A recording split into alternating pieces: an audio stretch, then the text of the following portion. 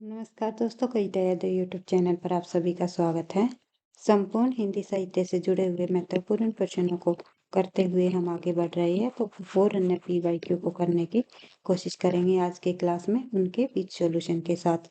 चाहे किसी भी स्टेट के अंतर्गत होने वाली टीजीटी पीजीटी हिंदी संबंधी परीक्षा हो या फिर एनटीए नेट की परीक्षा हो या कोई अदर परीक्षा हो जिसमें हिंदी साहित्य संबंधी प्रश्न पूछे जाते हैं, तो उन सभी विद्यार्थियों के लिए ये क्लास काफी मददगार रहेगी। तथ्यों की बार बार रिवीजन से ही आपको सफलता मिलेगी। सफलता का राज है निरंतर अभ्यास। इसी उद्देश्य के साथ हम जो है हर रोज अधिक से अधिक महत्वपूर्ण प्रश्नों को करने की कोशिश करते हैं और उनके विद सॉल्यूशन के साथ तथ्यों को करते हुए आगे बढ़ते हैं, ताकि आपकी तथ्यों की बार बार रिवीजन हो सके और परीक्षा में सभी प्रश्नों का आप सही आंसर दे सको। तो ज्यादा टाइम वेस्ट न करते हुए शुरुआत कर लेते हैं आज की क्लास की प्रश्न नंबर 1 से। प्रश्न नंबर 1 में पूछा गया है, भाई देख लेते हैं।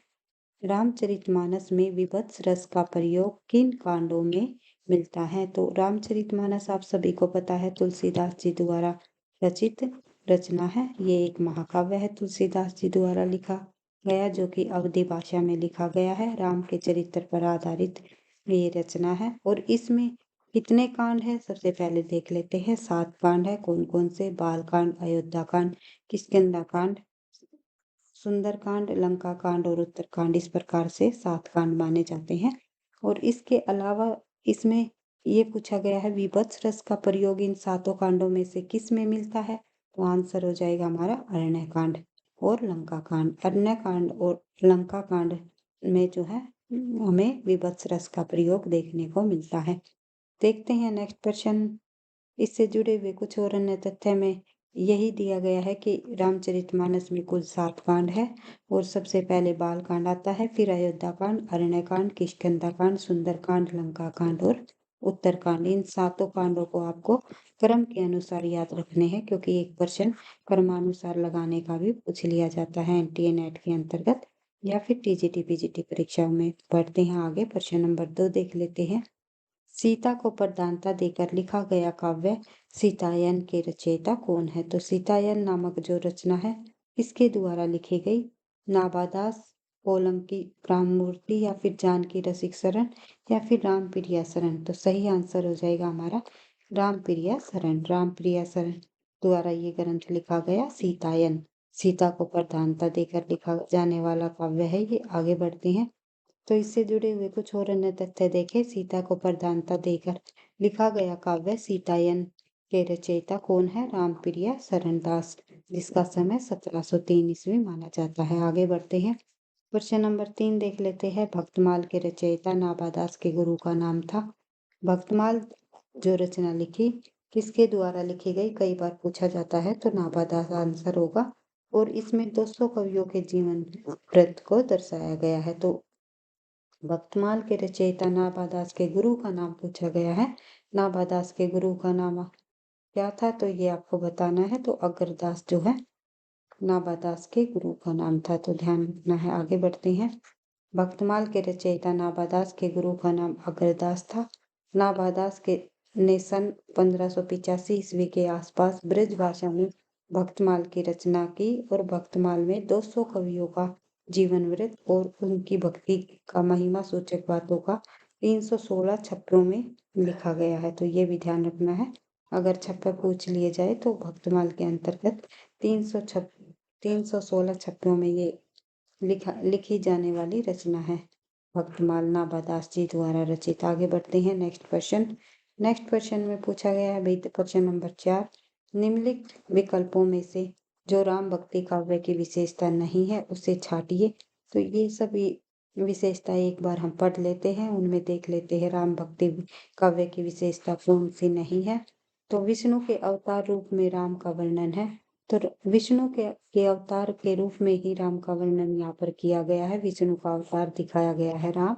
और विष्णु के अवतार जो है कृष्ण भी रहे हैं। भाई कृष्ण भक्ति के अंतर्गत कृष्ण और श्री राम दोनों ही विष्णु के अवतार माने गए हैं।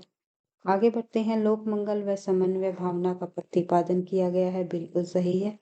ये पॉइंट, दोनों पॉइंट हमारे सही है। असद पर सदवर्तियों की विजय हुई है, सत्य पर असत्य की हार हुई है और असत्य पर सत्य की विजय हुई है। तो ये आप सभी को पता ही है। तो आंसर हो जाएगा हमारा डी, क्योंकि कृष्ण की विविध लीलाओं का गायन राम भक्ति में नहीं हुआ है। राम की विविध लीलाओं का गायन हमें देखने को मिला है। आगे बढ़ते हैं, नेक्स्ट पॉइंट हम देखते हैं। तो आंसर हमारा डी है, कृष्ण की विविध लीलाओं का गायन राम भक्ति काव्य की विशेषता नहीं है, बल्कि कृष्ण भक्ति काव्य की ये विशेषता है। जबकि राम की विविध लीलाओं का गायन विष्णु के अवतार के रूप में राम का वर्णन, लोक मंगल एवं समन्वय भावना का प्रतिपादन, असद पर सदवर्तियों की विजय आदि राम भक्ति काव्य की प्रमुख विशेषताएं हैं। आगे बढ़ते हैं, नेक्स्ट क्वेश्चन हमारा, राम कथा पर आधारित तुलसीदास के महाकाव्य का क्या नाम है? राम कथा पर आधारित जो तुलसीदास जी ने महाकाव्य लिखा उसका नाम है रामचरितमानस। रामचरितमानस जो कि 7 कांडों में विभक्त है। समय 1631 चैत्र शुक्ल की रामनवमी मंगलवार को प्रारंभ हुई और इसकी रचना करने में कुल जो है 2 वर्ष 7 महीने और 26 दिन का समय लगा, ऐसा माना जाता है। नेक्स्ट क्वेश्चन हम देखते हैं, क्वेश्चन नंबर 6, लोकनायक वही हो सकता है जो समन्वय का अपार धैर्य लेकर आया हो। उनका पूरा काव्य समन्वय की विराट चेष्टा है। तुलसीदास के संबंध में ये कथन किसका है? तो आप सभी को पता है, तुलसीदास जी के संबंध में ये कथन कहा है हजारी प्रसाद द्विवेदी ने कि लोकनायक वही हो सकता है जो समन्वय करने का अपार धैर्य लेकर आया हो। समन्वय करने की जो है विशेषता हमें तुलसीदास जी के काव्यों में देखने को मिलती है। तो आगे बढ़ते हैं। तो ये कथन पूरा का पूरा कथन आचार्य प्रसाद द्विवेदी का है। काफी परीक्षाओं में पूछा गया क्वेश्चन है। एमपी असिस्टेंट प्रोफेसर, यूपी या फिर जो है DEET बीपीजीटी टीजीटी एनवीएस आदि परीक्षाओं में ये क्वेश्चन पूछा गया है। तो ध्यान रखना है, कथन और पंक्तियों संबंधी भी कम से कम जो है 4 से 5 क्वेश्चन अवश्य ही पूछे जाते हैं। सभी कथन को और पंक्तियों को बार बार रिवाइज करोगे तो ही आपको याद रह पाएंगे। और अगर एक बात और कहना चाहूंगी भाई, वीडियो आपको पसंद आती है तो प्लीज वीडियो को आप लाइक और कमेंट कर अवश्य किया करो, ताकि मुझे भी नेक्स्ट क्लास बनाने का मोटिवेशन मिलता रहे।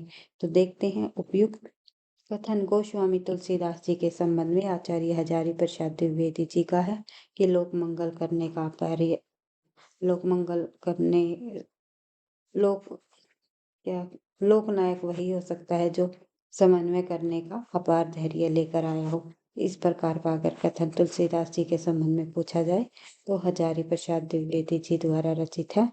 आगे बढ़ते हैं, हजारी प्रसाद द्विवेदी की प्रमुख आलोचनात्मक रचनाएं सूर साहित्य, हिंदी साहित्य की भूमिका, कबीर और हिंदी साहित्य का आदिकाल, कालिदास का लालित्य योजना।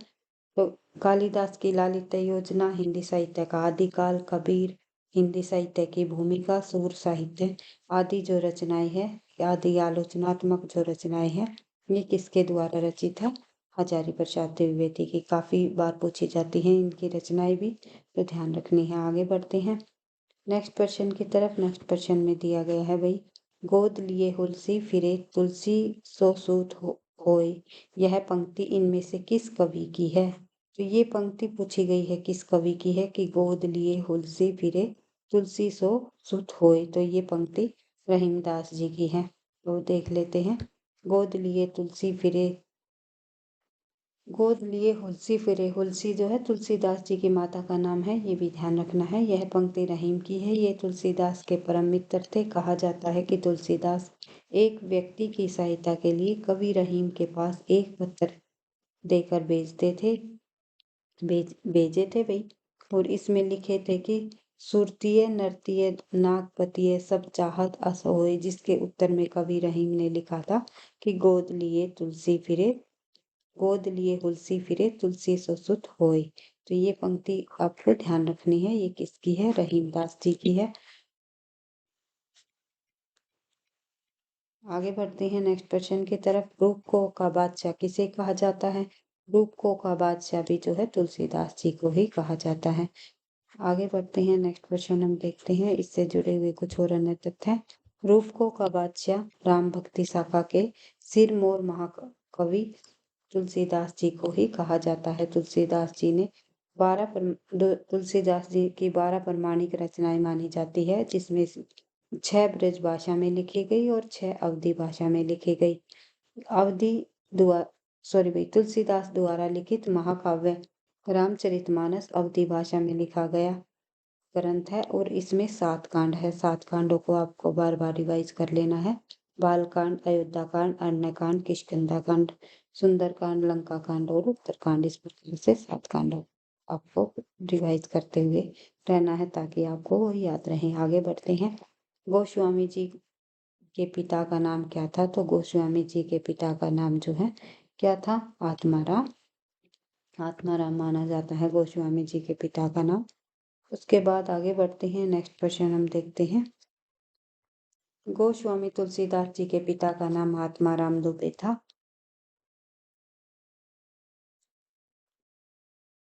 आत्माराम दुबे। और इनकी माता का नाम हुलसी तथा पत्नी का नाम रत्नावली। गोस्वामी तुलसीदास जी के दीक्षा गुरु नरहरियानंद और शिक्षा गुरु सनातन थे। गोस्वामी जी का जन्म उत्तर प्रदेश के चित्रकूट जिले के राजापुर नामक गांव में हुआ और किसके अनुसार भी माना जाता है? शुक्ल जी के अनुसार। आगे बढ़ते हैं। रामानंद ने किस पुस्तक में अपनी पूरी गुरु परंपरा का उल्लेख किया है?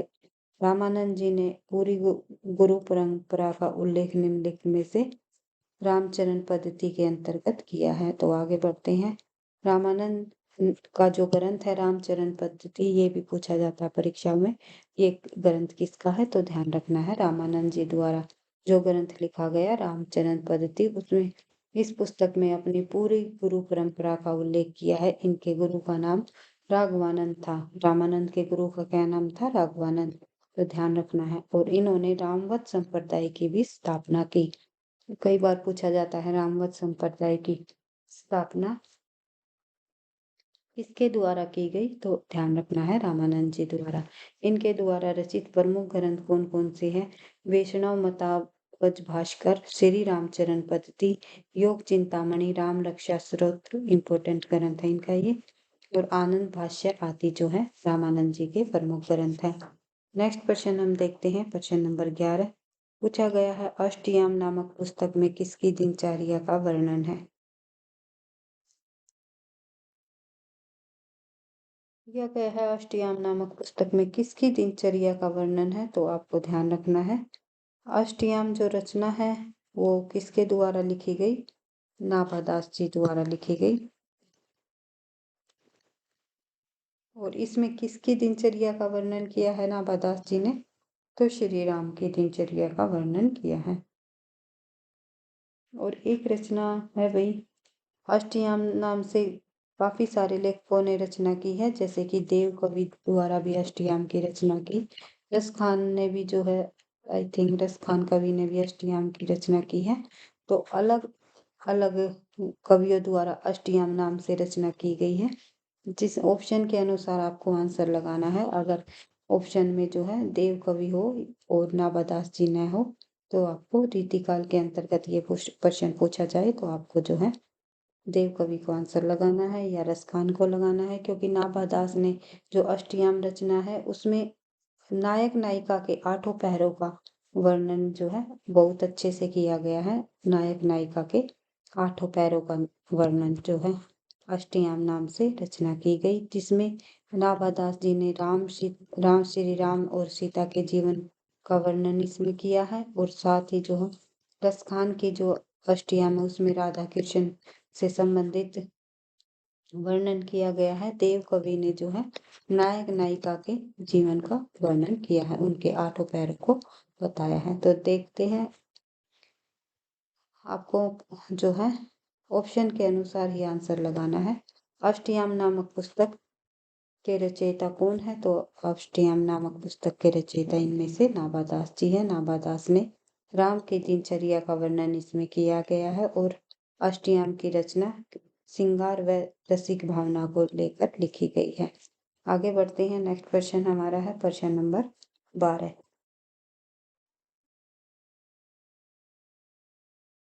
नाभादास कृत भक्तमाल की भाषा क्या है? तो नाभादास ने जो भक्तमाल की रचना की है उसमें भाषा पूछी गई है उसकी, तो ब्रज भाषा में ये रचना लिखी गई है। नाभादास ने भक्तमाल की रचना ब्रज भाषा में की है। गोस्वामी तुलसीदास के समकालीन राम भक्त शाखा के प्रमुख कवियों में नाभादास का नाम उल्लेखनीय है।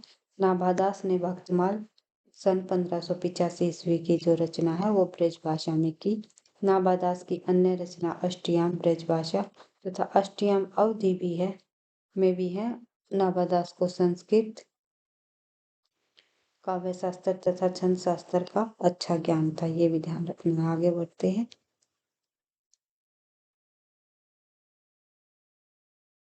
नेक्स्ट क्वेश्चन है हमारा, राम रक्षा स्तोत्र रचना के लेखक कौन है? राम रक्षा स्तोत्र रचना रामानंद जी द्वारा लिखी गई। रामानंद इस रचना के लेखक है। रामानंद द्वारा रामानंद संप्रदाय का भी प्रवर्तन किया गया और राम रक्षा स्तोत्र की सूचना काशी नागरी प्रचारणी सभा के खोज विवरण में दी गई है। स्वामी रामानंद संस्कृत के प्रखान विद्वान माने जाते हैं। रामाचरण पद्धति तथा वैष्णव भास्कर आदि जो हैं इनकी प्रमुख रचनाएं हैं। तो देखते हैं और अन्य तथ्य इससे जुड़े हुए। इनके अन्य प्रसिद्ध ग्रंथ कौन कौन से हैं? ये यहाँ पर केशवदास जी के बारे में, केशवदास जी के ग्रंथ है ये कहाँ से पॉइंट आ गया? विज्ञान गीता आदि, कवि प्रिया, रसिक प्रिया, रामचरित मानस तुलसीदास जी की रचना है। रामचंद्रिका, विज्ञान गीता, ये सभी रचनाएं केशवदास की हैं। नाभादास ने भक्तमाल की रचना की। सत्यवती कथा और भरत मिलाप के लेखक कौन है? ईश्वरदास। सत्यवती कथा के लेखक कौन है? भरत मिलाप के लेखक कौन है? कई बार परीक्षाओं में पूछा जाता है, तो ध्यान रखना है ईश्वरदास जो है इसके लेखक है। आगे बढ़ते हैं। नेक्स्ट क्वेश्चन हम देखते हैं। कीरति भनीति बुद्धि भली सोई, सुर सरी संग सब कह हित होई। तो तुलसीदास की इस पंक्ति में कौन सा काव्य प्रयोजन स्पष्ट होता है? हमें त्रिलोक मंगल की भावना देखने को मिलती है। तो आगे बढ़ते हैं। नेक्स्ट क्वेश्चन हम देखते हैं। नेक्स्ट क्वेश्चन में दिया गया है, मैं पुनि निज गुरु सन सुनी कथा सो सुकर खेत। तो ये पंक्ति किस कवि की है? तो ध्यान रखना है तुलसीदास जी की है। आगे बढ़ते हैं।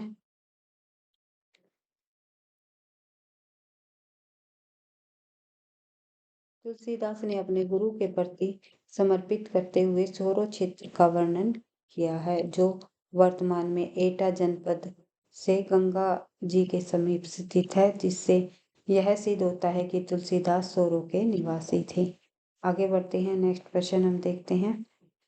रामचरितमानस ने ज्ञान दीपक प्रसंग किस कांड में है? रामचरितमानस के ज्ञान दीपक प्रसंग हमें किस कांड में देखने को मिलते हैं? तो आंसर हो जाएगा उत्तरकांड में। रामचरितमानस ज्ञान दीपक प्रसंग उत्तरकांड में है वर्णित है। और तुलसीदास द्वारा कृत रामचरितमानस राम कथा पर आधारित महाकाव्य है। इसकी रचना अवधी भाषा में हुई और दोहा चौपाई शैली में की गई। आगे बढ़ते हैं। तुलसीदास द्वारा शारीरिक पीड़ा से मुक्ति पाने हेतु लिखा गया ग्रंथ कौन सा है? तो हनुमान बाहुक एक ऐसा ग्रंथ है जिनको जो है तुलसीदास जी ने शारीरिक पीड़ा से मुक्ति पाने के लिए लिखा था। आगे बढ़ते हैं।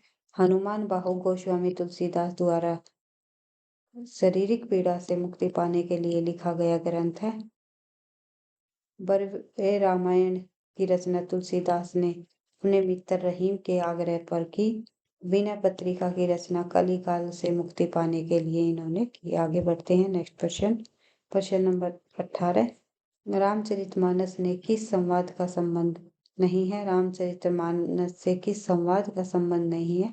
तो आंसर हो जाएगा हमारा राम सीता संवाद का जो है संबंध नहीं है, बल्कि शिव पार्वती संवाद, काकभूषुंडी गुरुड़ संवाद और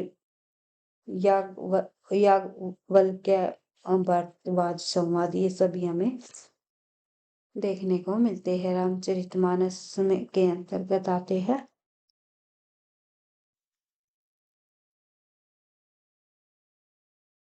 नेक्स्ट क्वेश्चन देखते हैं भाई।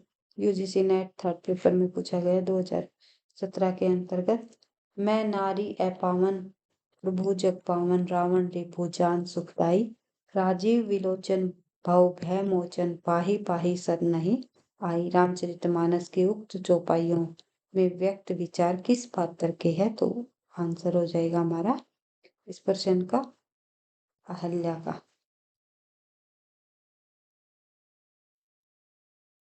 राजीव विलोचन भव मोचन पाहि पाहि सरनाही आई। तो ये जो पंक्तियां रामचरितमानस की चौपाई में व्यक्त विचार अहल्या ने व्यक्त किया है। जब भगवान श्री राम अपने पिता सीता भगवान श्री राम अपनी पत्नी सीता तथा अनुज लक्ष्मण के साथ 14 वर्षों का वनवास हेतु बन गए थे, उस समय भगवान श्री राम ने स्थापित अहल्या ने अपने पवित्र चरणों से छूकर उन्हें मानव जीवन प्रदान किया था। जब पत्थर की बनी हुई थी अहल्या, तो राम के छूने से ही जो है उसे जो है फिर से अपने रूप में परिवर्तित हुई। आगे बढ़ते हैं। रामचरितमानस नामक महाकाव्य की रचना शैली क्या है? तो रामचरितमानस महाकाव्य जो है दोहा चौपाई शैली में लिखा गया। आगे बढ़ते हैं। नेक्स्ट क्वेश्चन हम देखते हैं। अवधि व ब्रज दोनों में रचनाएं करने वाले कवि जो है तुलसीदास जी हुए हैं, जिन्होंने अवधि भाषा और ब्रज भाषा में भी रचना की है। सूरदास ने ब्रज भाषा में रचना की है। घनानंद भी रीतिकाल के कवि है। पूरे के पूरे रीतिकाल में ब्रज भाषा संबंधी रचना हुई है, लेकिन जो है तुलसीदास ने अवधि और ब्रज दोनों भाषाओं में रचना की है। तो ये आपको ध्यान रखना है। आगे बढ़ते हैं। Next question. तुलसीदास जी द्वारा अवधि व ब्रज दोनों में रचनाएं की गई। तुलसीदास द्वारा रचित अन्य ग्रंथ रामचरितमानस, बरवे रामायण, पार्वती मंगल, जानकी मंगल, रामलला नछु आदि है। उसके अलावा नेक्स्ट क्वेश्चन हम देखते हैं। तुलसीदास की किस रचना का संबंध ज्योतिष से है? तो इनकी जो रचना है रामज्ञा प्रश्नावली का संबंध ज्योतिष से माना गया है। तो रामज्ञा प्रश्नावली का संबंध ज्योतिष से है। और गोस्वामी तुलसीदास जी का जन्म 1532, मृत्यु 1623। इनकी रचना का संबंध या रचना का की विषय वस्तु हम देख लेते हैं। जैसे कि रामलला नछु विषय वस्तु रही है संस्कारों पर स्त्री गीत तथा सोहर भगवान राम के जन्म के समय से संबंधित है। तो ये ध्यान रखना है।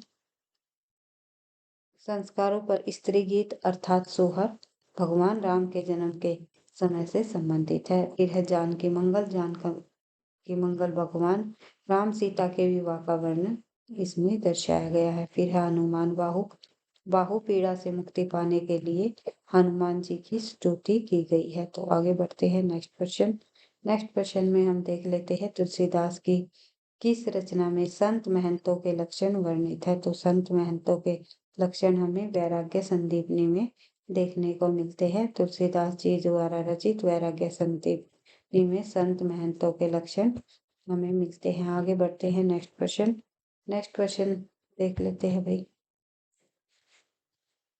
इसके अलावा भाई और अन्य तथ्य यहाँ पर देख सकते हो। रामाज्ञा प्रश्न ज्योतिष संबंधी रचना है। पार्वती मंगल पार्वती व शिव के विवाह का वर्णन दर्शाया गया है। जानकी मंगल में जानकी व राम के विवाह का वर्णन है। तुलसीदास के गुरु का नाम बताइए? तो तुलसीदास जी का गुरु है नरहरियानंद।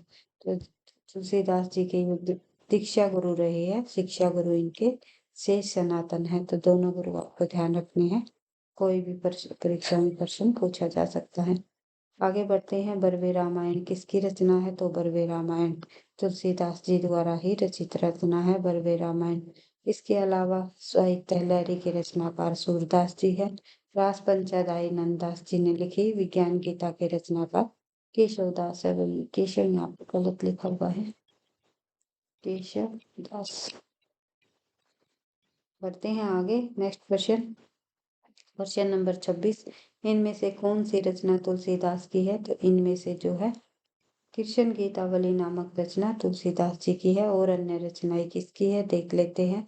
श्री रामचरण पद्धति रामानंद जी द्वारा लिखी गई रचना है।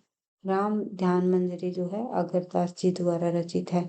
शिव सिंह सेंगर ने राम सतसई को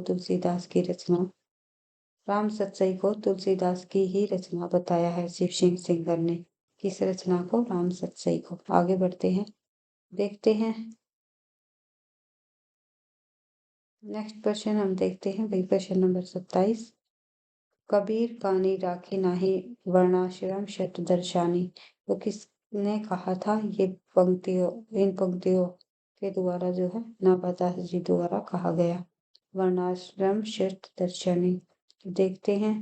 नाबादास राम भक्ति शाखा के कवि है। इन्होंने लगभग 1585 में भक्तमाल की रचना की। यह एक जीवनी परक ग्रंथ माना जाता है। इसी में कबीर के संदर्भ में कहते हैं कि कबीर कानी राखे नहीं वर्णाश्रम शत दर्शनी। नाबादास तुलसी के संदर्भ में भी कहते हैं कली कुटिल जीव निस्तारहि वाल्मीकि तुलसी भयो। प्रियदास ने भक्तमाल की टीका लिखी है।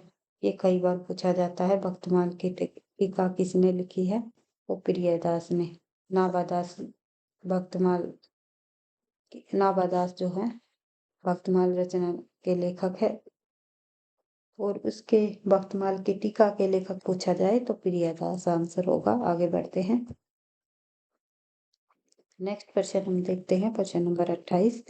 गोस्वामी तुलसीदास जी की रचनाओं को सही क्रम के अनुसार लगाइए। तो सबसे पहले आएगा रामचरितमानस, फिर दोहावली, गीतावली, विनय पत्रिका। इस प्रकार से हम इनकी रचनाओं को सही क्रम के अनुसार लगा सकते हैं। तो देखते हैं और अन्य तथ्य इससे जुड़े हुए। सबसे पहले वैराग्य संदीपनी का समय आप देख सकते हो 1626 संवत। रामाज्ञा प्रश्न दोहावली रामायण के नाम से भी जाना जाता है ये ग्रंथ। या पूछ लिया जाता है रामाज्ञा प्रश्न का और अन्य नाम क्या है? तो दोहावली रामायण। 1627। रामलला नचु संवत 1628। जानकी मंगल 1629। रामचरितमानस 1631। वेरी इंपॉर्टेंट रचना रही है। इसका समय आपको ध्यान रखना है। ये पूछा जा सकता है 1631 विक्रमी संवत में जो है रामचरितमानस की रचना की। और ये अवधी भाषा में लिखा जाने वाला ग्रंथ है। 7 कांड है इसमें। पार्वती मंगल जो है 1643। कृष्ण गीतावली 1643। गीतावली पदावली रामायण 1630। विनय पत्रिका विनयावली और राम गीतावली आदि जो है इनके अन्य नाम है। तो ये भी ध्यान रखना है। कई बार पूछ लेते हैं विनयावली निम्नलिखित में से किसका अन्य नाम है या विनय पत्रिका का अन्य नाम क्या है? विनयावली या फिर राम गीतावली। 1631 विक्रमी संवत से 1679। दोहावली के रचयिता जो है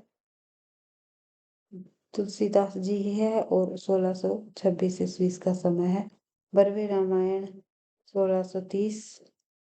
उसके अलावा कवितावली या फिर हनुमान बाहु 1631। आगे बढ़ते हैं। नेक्स्ट क्वेश्चन क्वेश्चन नंबर 29 पूछा गया है गोस्वामी तुलसीदास की अंतिम रचना कौन सी है? गोस्वामी तुलसीदास जी की अंतिम रचना इनमें से कवितावली को माना गया है। ध्यान रखना है। सॉरी भाई, हनुमान बाहु को माना जाता है और कोई कोई विद्वान कवितावली को भी मानते हैं। आगे बढ़ते हैं। हनुमान बाहु तुलसीदास की अंतिम रचना मानी जाती है। जीवन के अंतिम समय में तुलसीदास जी के भुजाओं में असहनीय पीड़ा हो रही थी। तब से मुक्ति पाने के लिए गोस्वामी जी ने इसकी रचना की। हनुमान बाहु कवितावली या कवितावली में से ही संग्रहित है। यह ब्रज भाषा में है। कवित एवं छप्पय छंदों में से लिखा गया है। आगे बढ़ते हैं। नेक्स्ट प्रश्न हमारा प्रश्न नंबर 30। इसमें से कौन सी रचना अवधी भाषा की नहीं है? तो इसमें से जो है विनय पत्रिका अवधी भाषा की रचना नहीं है। ये ब्रज भाषा की रचना है। विनय पत्रिका तुलसीदास जी की ब्रज भाषा की रचना है। इसके अलावा चंदायन पद्मावत जो है सूफी काव्य है, अवधी भाषा में लिखे गए हैं। और रामचरितमानस तो अवधी भाषा का ग्रंथ है ही, ये आपको पता ही है। आगे बढ़ते हैं। विनय पत्रिका की भाषा जो है ब्रज भाषा रही है। उसके अलावा और अन्य रचनाएं यहाँ पर देख सकते हो। भाषा इनकी देख सकते हो। रामचरितमानस तुलसीदास जी रचित अवधी भाषा की रचना है। पद्मावत जयसी जी की ठेठ अवधी की रचना है। और विनय पत्रिका तुलसीदास की ब्रज भाषा की रचना है। चंदायन मुल्ला दाऊद की अवधी भाषा की रचना है। आगे बढ़ते हैं। तुलसीदास जी द्वारा कृत कृष्ण काव्य कौन सा है? इनमें तुलसीकृत कृष्ण काव्य पूछा गया है तो आंसर हो जाएगा कृष्ण गीतावली। कृष्ण गीतावली जो है एक कृष्ण काव्य रहा है तुलसीदास जी द्वारा कृत। कृष्णायन द्वारिका प्रसाद मिश्र जी द्वारा लिखा गया महाकाव्य है। ये भी आपको ध्यान रखना है। आगे बढ़ते हैं। नेक्स्ट क्वेश्चन, इनमें से कौन सा ग्रंथ तुलसी द्वारा रचित नहीं है? इनमें से जो है रसमंजरी के रचनाकार जो है नंददास जी है, तुलसीदास जी नहीं। गीतावली, विनय पत्रिका और दोहावली तीनों रचनाएं तुलसीदास जी द्वारा रचित है। तो ध्यान रखना है, रसमंजरी नंददास जी द्वारा रचित है। गीतावली, दोहावली, विनय पत्रिका, रामचरितमानस, कवितावली तुलसीदास जी द्वारा रचित ग्रंथ है। आगे बढ़ते हैं। राम और सीता के विवाह के अवसर पर किस कवि ने मिथिला की स्त्रियों से गारे गीत गवाया? तो आंसर हो जाएगा हमारा तुलसीदास। तुलसीदास जी ने राम और सीता के विवाह के अवसर पर जो है मिथिला के कवियों से स्त्रियों मिथिला कवि ने जो है मिथिला की स्त्रियों से क्या गवाया? गारे गीत गवाए। तो आगे बढ़ते हैं। नेक्स्ट क्वेश्चन देख लेते हैं भाई। नेक्स्ट क्वेश्चन है हमारा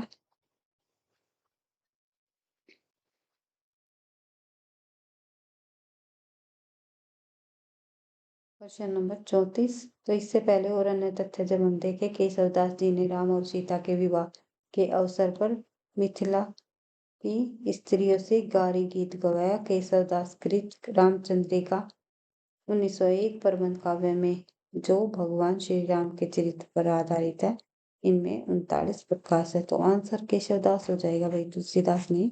माफी चाहूंगी। तो आगे बढ़ते हैं। इनमें से कौन सी रचना तुलसीदास की नहीं है? तुलसीदास जी की इनमें से कौन सी रचना नहीं है? साकेत जो है तुलसी, आई थिंक इसका आंसर तुलसीदास आएगा शायद।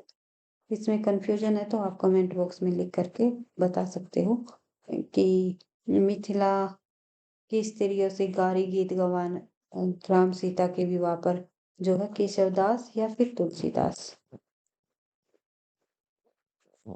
इस क्वेश्चन में थोड़ा सा डाउट हो रहा है भाई।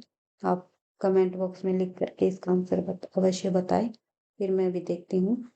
तो इनमें से कौन सी रचना तुलसीदास की नहीं है? तो आंसर हो जाएगा हमारा साकेत। साकेत मैथिली शरण गुप्त जी की रचना है, ना कि तुलसीदास की।